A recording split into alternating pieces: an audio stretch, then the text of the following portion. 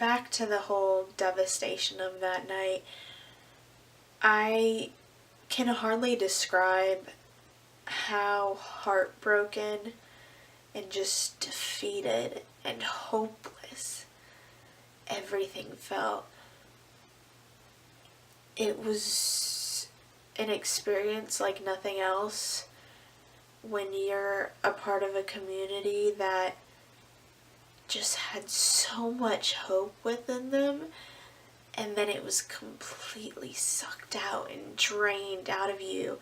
And with that, it took the life out of you because you had placed so much hope there. And that night was really, really hard.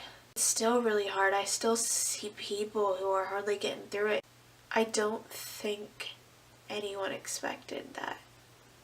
I just watched my reaction video to it because I did record a reaction video, but I don't want to promote that episode with that reaction video.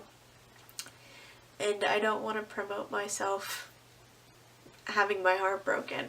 But I was just watching the reaction video, and I said how I thought people would be so angry and also really upset. And I think that's what everyone expected from Lexa's death. I think they really just expected a lot of anger, a lot of hurt, a lot of, lashing out and whatnot. Because that's honestly what I envisioned when I thought of it too, so I can't imagine that the writers and cast thought any differently of the situation. But it was that, but also so much more because, like I said, it was just utter devastation because you had all the hope that was previously there just sucked out of you and drained out of you. And it was just... heartbroken is the only word to describe it.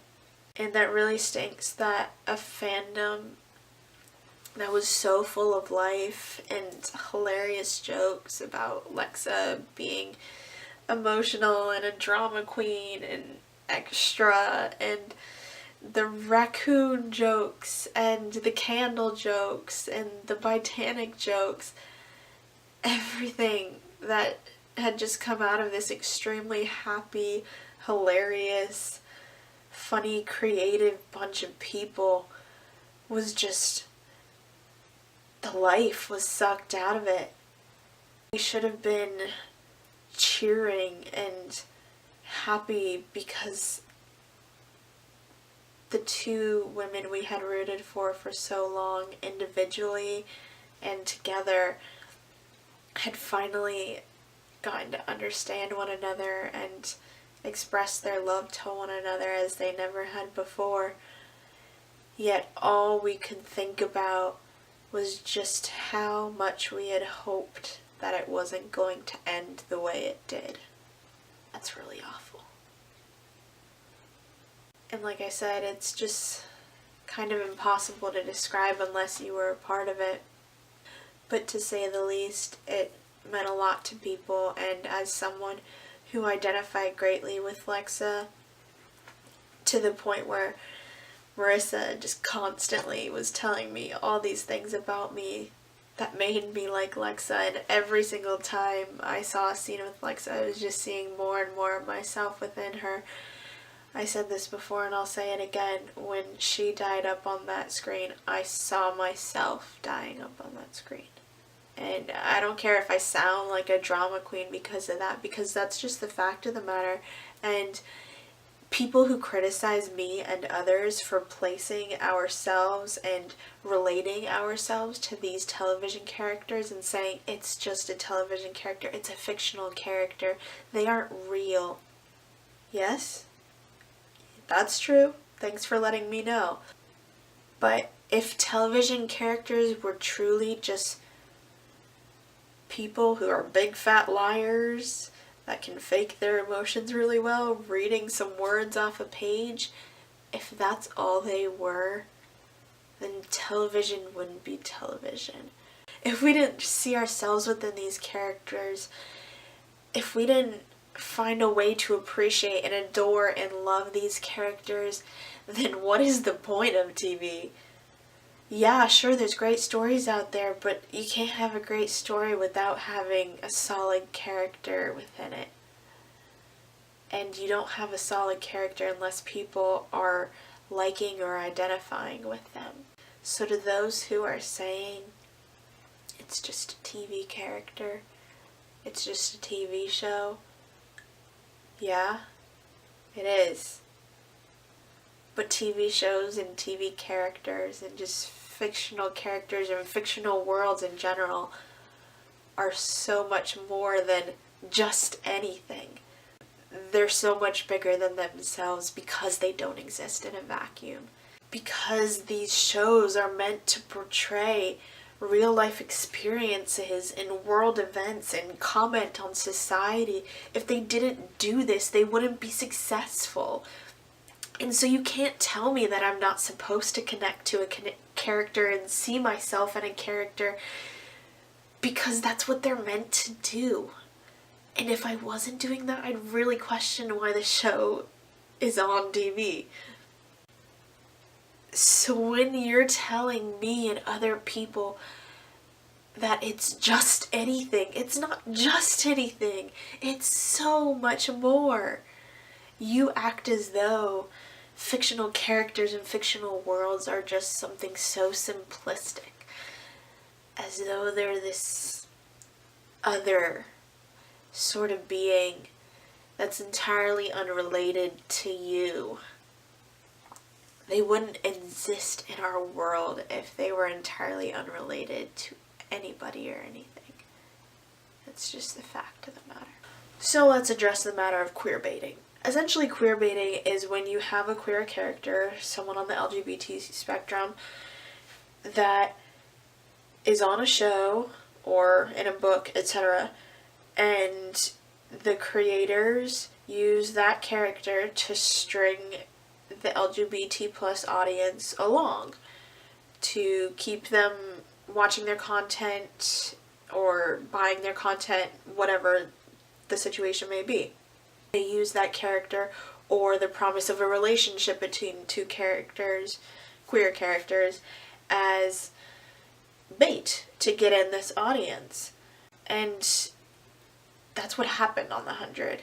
I saw an argument earlier that said that The 100 wasn't queer baiting, and I find that utterly ridiculous, because everywhere anybody turned, the press was always asking the cast and the crew specifically about the queer characters, because Clark is the main character of the show, and the one potential relationship that had been established as canon was a queer relationship between Lexa, who was a lesbian, and it kills me to say was, and Clark, who is bisexual. And they hyped it up to no end, which is fine if you're going to have some sort of payoff. And granted, we actually had some really beautiful moments between them, but when you give that much hope by promoting that and making it seem like this is going to be a progressive, different sort of story than we're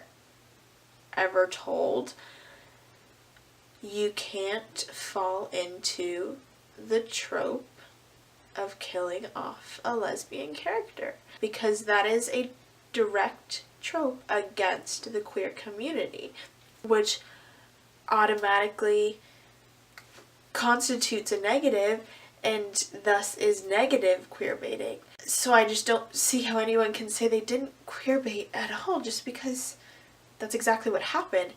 It can be okay if there's an actual payoff, if you're doing something positive for the queer community, but if you're not, then it's just bad. It's why queerbaiting has such a negative connotation to it, because it always ends this way. I would like to see the day, and I hope I can live to see the day, where queerbaiting finally has a payoff, where they bait a queer audience for these queer characters. And wow, queer sounds such a weird word when you say it so many times. I can't wait to see the day when that queer audience is baited there's an actual payoff. There's actual happiness for a queer relationship that lasts and is true and different from what we've ever seen. Can't wait for that day. One big thing that's bothered me in the way the press has covered this is I see so many people, especially from the LGBT community, defending this show, not only against the lesbian trope, but also against the queerbaiting and condemning the fans for forgetting to acknowledge that Clark and Miller still exist on the show, which, by the way, are the only other two established queer characters that are seen regularly on the show. There is also Nyla, so I will give them that. And no one else's sexuality has really been established for sure, because they don't make that clear, which is a whole other issue in and of itself, but I digress. The media has been defending this show over and over and over again and condemning fans for their reaction to the show and for their forgetfulness of the other queer characters in the show, saying, oh, but it's okay, like, don't you forget that you have this super strong character in Clark who's also a queer character? No, of course we didn't forget that. Clark is still one of my favorite characters of all time. And it's really amazing that she is, because I almost never, actually basically never, like the main character of a show. So Clark is an anomaly for how much I love her. But there's a difference between Clark and Lexa and Miller and Nyla, the 4 established queer characters on the show, and each of them represents something different, so you can't just be like, oh, we're still meeting our quota with 2 queer characters. We have 1 male gay character and we have 1 female bisexual character. Look how great we are because we still have these 2 queer characters. No, there's no quota for you to meet. There's never been a quota for you to meet. That's not the problem here. We aren't saying that 3 was that quota that you had to meet and now that you have 2, it's not okay. No, that's not what we're saying at all. We're saying Lexa, as herself, there is no other Lexa out there. And granted, there's also no Clark out there. But the thing is, they are 2 entirely different people, 2 entirely different characters with different established qualities and skill sets and feelings and sexualities, that when you kill off one, there's gonna be a reaction a certain way, and when you kill off the other, there's gonna be a reaction a certain way. And there's nothing wrong with that. And I don't understand why the media is condemning fans for finding fault within a specific queer character's death. And that's all I have to say on the matter. Because it doesn't make any sense to me. It just really doesn't. So, yeah. I also find it completely blasphemous that I see so many people trying to defend the show with the fact that I see all these statistics about, you know, how many lesbians are on TV and how many bisexuals are on TV and how there's more lesbians than bisexuals. So it's like, oh, well, you've got all these other options for lesbian characters on TV shows. You can go watch them. It's okay that this one was killed off. No. It's not okay that any of them are killed off, because this brings me back to the minority issue here. That it's never okay when you treat them this way. It doesn't matter that they chose the lesser of 2 evils by killing off the queer character that has more representation on TV.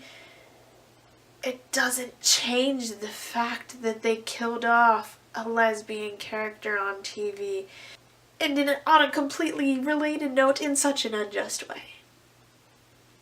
There's just so many things wrong with Lexa's death. Now, even though I have my issues with the way the media has been covering the previous episode of The 100, there has also been a great amount of people, well, a small amount of people, but they're a great bunch who have criticized the 100 and pointed out the wrongs in it and stood up for the fans and those who were impacted by this and stood up for the entire LGBT community as a whole and just fully expressed why it was so wrong to do what the 100 did.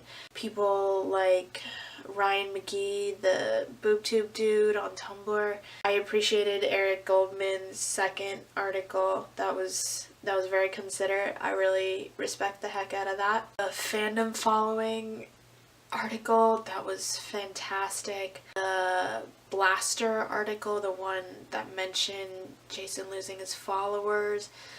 There's been a couple, and it's sad that there's only been a couple, but I really appreciate those out there who have given criticism, because if the people who commit these wrongs don't get criticism and they don't have anyone with a real sort of impact and wide reach telling them that what they did was wrong, they're never gonna change. And that's why this world hasn't changed yet, because we so often excuse all the wrong things that happen. I understand trying to be professional and supporting friends or, your job, but sometimes you need to speak out against the wrong things that are happening. It just needs to be said sometimes if there's ever gonna be a change in the world. Now, I hope no one sees my continuation of this show as a disgrace or turning my back on the LGBT community, because I get it, and I think it's wrong. And like I said, I don't support the show, but I support the characters who are there. I will no longer acknowledge The 100 as a progressive show by any means. I won't go out of my way to praise it anymore. I won't go out of my way to try and justify the things that I had noticed were, maybe a little bit off or a little bit wrong before. I'm not going to go out of my way to try and defend those now. I'm not going to be afraid to critique it. But I am going to acknowledge that they still do have LGBT characters, and I will have hope, though not much, that they can do better than what they've done thus far. As you know, they've taken a lot of the hope out of me, but somehow there's still a little bit left there that maybe someday they'll do better. And maybe someday they won't, and they'll just do worse, and I will quit the show, and so be it. But I can still have hope, because without hope, where would we be? Hopefully someday, if the 100 doesn't change, then it'll be another show that'll finally do us justice. Weirdly enough, as much as the show has now sucked so much of the hope and trust I had out of me, I have it to thank for something. I want to thank the writers who made this decision, and who made the decision to string us along and make us think this show was going to be different. I have them to thank, because now I'm going to work in spite of what they've created, rather than inspired by what they created as I thought I would.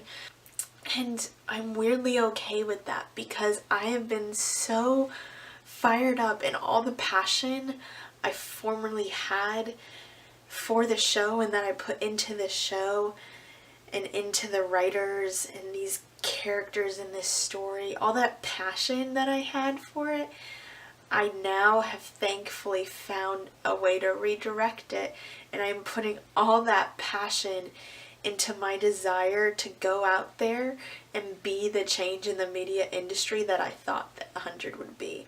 I am so excited to go out there and just do everything that they promised me they would, and finally get it done. So thank you, the 100, for giving that to me. Thank you to your creators and the people who made that big decision and the other bad decisions along the way. Thank you for giving that to me, to push me to be all that you couldn't. I genuinely, honestly thank you for that, because I had a desire before to be this change for diversity and representation in the media, not only for sexualities but romantic orientations as well in that same general field, but also religions and races and disabilities and just everything, genders, just all of it. I wanted to be able to change that and be quality representation and provide that for this world that doesn't have it right now. I had that desire before, but I didn't have it like this. And so honestly, I have the 100 to thank for that. Thank you for fueling this desire stronger than I can even describe. And I can't wait to go out there and take over the world with my dear friend Shannon. We can look forward to a brighter future, because I know it's not just me who was fueled by this. Oh, there's so many more I know are just ready to go out there and be that change, and I'm so excited for you guys too. I can't wait for us all to meet up and commiserate about what pushed us to be where we were, and to understand that a lot of us were pushed by the same thing. So thank you to all the shows that have done people wrong, because without that, I feel like we won't have a change. So thanks. Thanks to those who have done us wrong. And to those out there who are still hurting after all of this, you have every right to feel the way you do, and never think otherwise. Just remember that you are loved and cared for, and you matter so much. And if you want someone to be there for you, I've got your back. Marissa's got your back. So many other people will have your back. Stay strong and continue to have hope, because as hard as that seems right now, Lexa wouldn't have wanted it any other way. She wouldn't have kept fighting if she didn't have hope, so take the lessons that she taught us. I hope that everyone who connected with her in any sort of way will remember her for all that she taught us, rather than her unjust death and the fact that she was the victim of a trope. It's important to acknowledge that, for sure, and not forget that, but I want her legacy to be all the things she taught us, and learn from it, do all that she couldn't do, and just live on, because that's what Lexa would want. One of her last words were to Clark. She said, "You were right, Clark. Life is about more than just surviving." Listen to Lexa's words, please. Life is about more than just surviving. You need to have hope, you need to have love, you need to have pain, you need to have it all. You need to feel everything and not be afraid to feel everything, because even though it may hurt sometimes, you'll never know how great the good stuff is if you don't experience the bad. No other saying rings more true in this situation with the fans and those impacted by Lexa's death than "Get smacked down, kaya another time." We were knocked down real hard, but we can get up again, and we can keep fighting and being strong. I know we can. We've proven that this past week, time and time again. Just keep it up, my friends, because you are so, so strong. And let Lexa's life, let her legacy be that her life was full of passion and visionary ideals and love and badassery. Let that be her legacy, please. So that being said, this is my final send-off for the video. Be sure to subscribe if you're excited at all for our future critiques of the 100. And we'll also be starting to do some other shows, because we're definitely going to branch out beyond this. Or if you just like staring at my pretty face for too long, then please subscribe. We'd love to have you join us, because we are not quitting. No matter how much hope they take out of us, how much passion they take out of us, we are not quitting. Follow us on Twitter at @DividedByAWall. We have so many crazy adventures, and It's a blast, so follow us along for that, and also live tweeting of shows and whatnot. It's a good time, I promise. Never forget, I held you in. I love you all. Stay huge. Stay strong. Dula up us. Be kind. Hold each other in. Love each other. And kick around all time. Live on always. In peace may you leave the shore. In love may you find the next. Safe passage on your travels until our final journey on the ground. May we meet again. Hi friends, look, we're meeting again. So I just wanted to let you know a few things. First off, I wanted to let you know that Marissa and I have still not watched last week's episode. It's literally been a week now because of exams and sicknesses and crazy lives and whatnot, and also just not really being motivated. We have yet to watch the episode, but we are still planning on doing recap review videos, and they're gonna be lots of fun, and you should look forward to them. They're still happening, but they're gonna be a little delayed because we don't have that much motivation to watch right now. Beyond that, I want to say a huge thank you to Ricky Whittle and Lindsay Morgan, and also Sachin and Richard and Jared and Bob for this past weekend filling the fandom with so much light and life. They really just turned things around a lot, and it was lovely to see stuff from the cast again, and I think that really helped, made us remember why we love the cast so much, and it was really great, and I'd like to thank them all for their transparency and their answers. They were very straightforward and upfront with all their opinions and everything, but especially a big thank you to Lindsay specifically, because we all just absolutely know how much she is in solidarity with the fandom, and to say the least, if we weren't all Raven stans before, I think we're going to be now. Love you so much, Lindsay. And then beyond that, as a whole, I cannot even describe how proud I am of this fandom for coming out of this whole situation the way we have.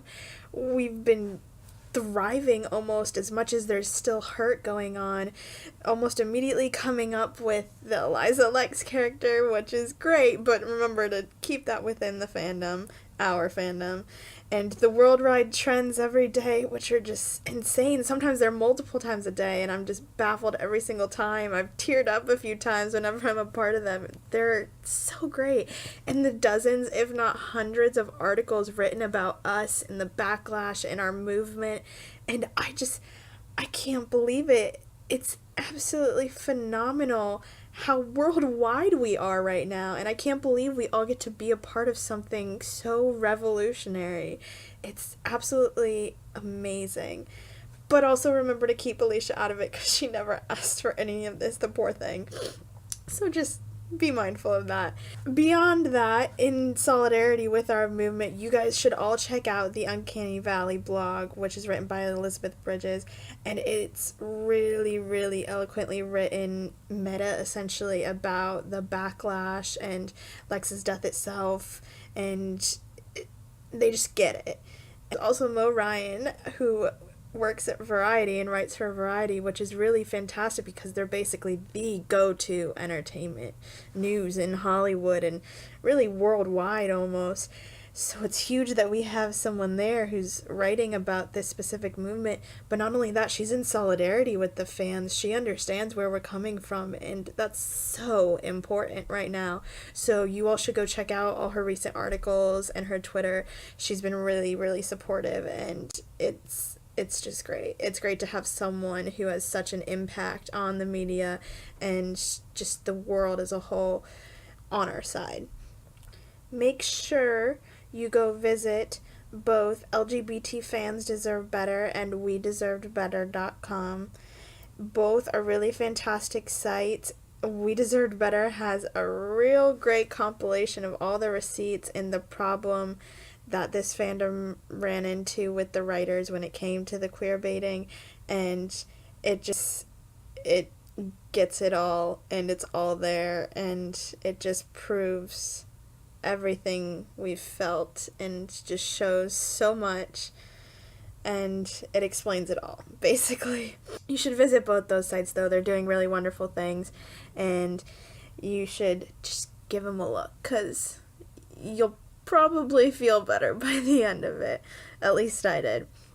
And then there's this video that came out yesterday that is so fantastic. It's called LGBT Fans Deserve Better. It's created by Fearless Summer. It's on YouTube. I'll link to it, obviously. And it is incredibly raw and real and just gets it. It uses Moog's voiceover from one of their most recent videos that was talking about how tired they are of LGBT fans, being so disappointed by what's portrayed in media. And that, coupled with the clips of a history of LGBT characters in media, absolutely just got it and made the point come across. And as I was watching it at 3 a.m. this morning, I was bawling my eyes out because it just understood. And I want so badly for other people to see that and understand it and feel that impact as we have. So I want to make it go viral as best as we can. I know I'm only so much and we only have so many people who watch these videos, but spread it around, and maybe if you're popular, all your friends can see it and we can make this thing go viral and spread it to beyond just the 100 fandom who has been making these strides, which I know it's been a culmination of fandoms, but it started with the 100 fandom. I'm hoping this video, because it includes so much with such a rich history of this disappointment that the LGBT community has had in the media, I'm hoping that it can spread out just to the entire world and make everybody of the LGBT community and beyond understand how the LGBT community has felt with this portrayal in the media. So everyone should go watch that video and share it everywhere. It's fantastic. And last but not least at all, everyone should go visit the Less Crew Trevor Project fundraiser page, which will be linked at the end of this video and below. They are doing such good work right now. We've already raised over $45,000, which is just phenomenal. You guys are insane. I'm so proud of everyone. And I know we can keep doing better, though, and keep raising more, and it's just going to grow and grow and grow. So just keep donating, keep sharing the link for other people to donate, and I love you all so much. May we meet again.